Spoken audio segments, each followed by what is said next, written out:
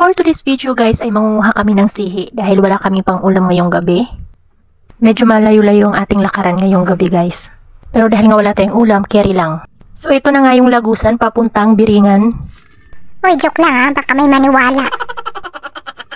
So dito nga makikita yung mga sihi sa may batuhan. At ito nga at may kasama kami si Boss Palaw. So ito na nga at may mga nakikita na kami dito pa isa-isa. So sabi nila gabi daw mas maganda manguha ng sihi kasi doon sila naglalabasan.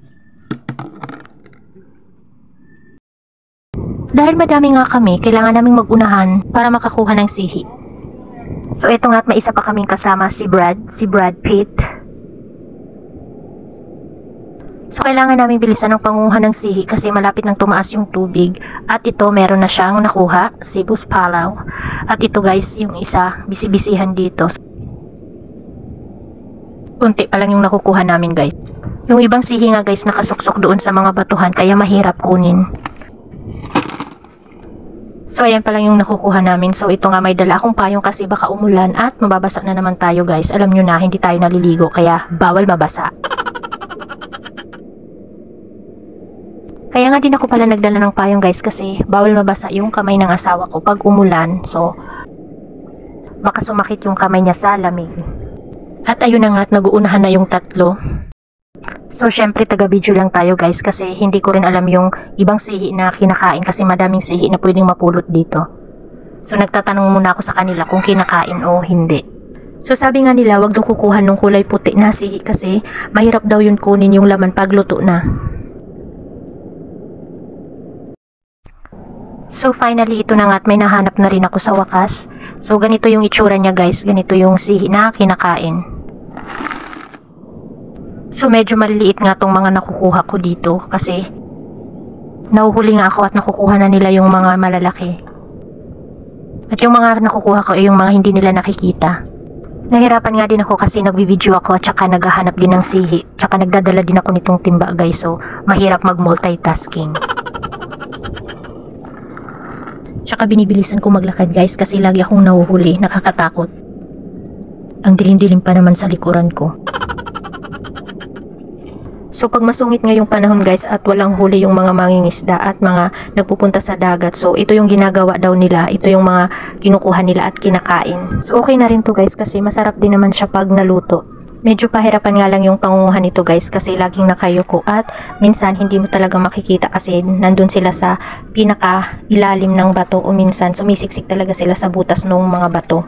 So isa rin sa kagandahan guys yung malapit lang yung tinitirhan nyo sa dagat madali kayong makakakuha ng pang-ulam kagaya nito. So madami kayong pagpipilian. Hindi lang naman ito yung pwedeng kainin at pwedeng iulam. Meron din namang ibang pwedeng kunin dito sa dagat na pwedeng pang-ulam. Napansin nga namin dito guys na medyo maliliit na nga yung mga sihi kumpara noon kasi dati nangunguha din kami dito. So gabi nga ito nakukuha guys kasi pag umaga nagtatago yan sila sa butas ng mga bato. So pahirapan nga talaga guys yung pangunguha ng sihi na to kasi ayan katulad nito may butas dito na malaki so kailangan suotin kasi minsan may mga malalaking sihi na nandoon nakasiksik sa ilalim.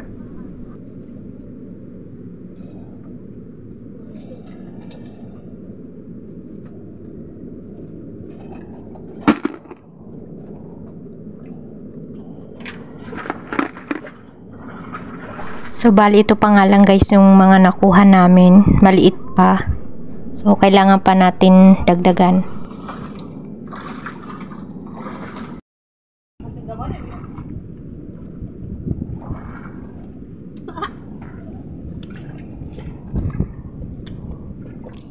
Kakada.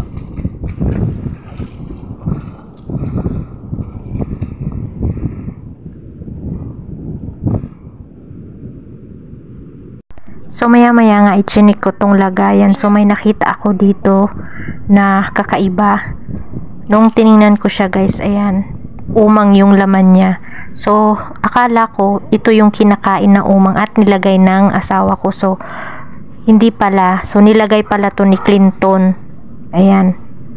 Hindi pala to kinakain guys pero si tanga ayan, ibinalik ko guys kasi akala ko kinakain. Diyos ko. So yun guys, medyo malayo-layo na ngayong napuntahan namin. So dito nag-uunahan na tong dalawa na to kasi pataas na yung tubig at kailangan na naming makarami. So ako guys, hindi na rin ako tumulong kasi ang sakit na nung paa ko, ang layo-layo na nung nilakad namin. So hinihintay ko na lang yung kasama ko na manguha at ako naman ay nag-video na lang din sa kanila. So after nga ng ilang oras, ayan, pauwi na kami at ito nga yung mga nakuha namin. Itong itim na timba ay kay Brad to, tas itong pula ay sa amin. So ayan yung mga nakuha namin guys. So sabi ng kasama ko guys, pwede daw ibenta to. So 50 pesos ang bawat plato. So ayan nga at madami-dami na rin tong mga nakuha namin guys. So pwedeng gataan to, depende sa gusto nyong luto. At eto na nga, tapos na naming lutuin, ayan, ginataang sihi. Ang sarap nito guys, lalo na yung sabaw. At hanggang dito na nga lang ang aming mini vlog. Maraming salamat sa panonood.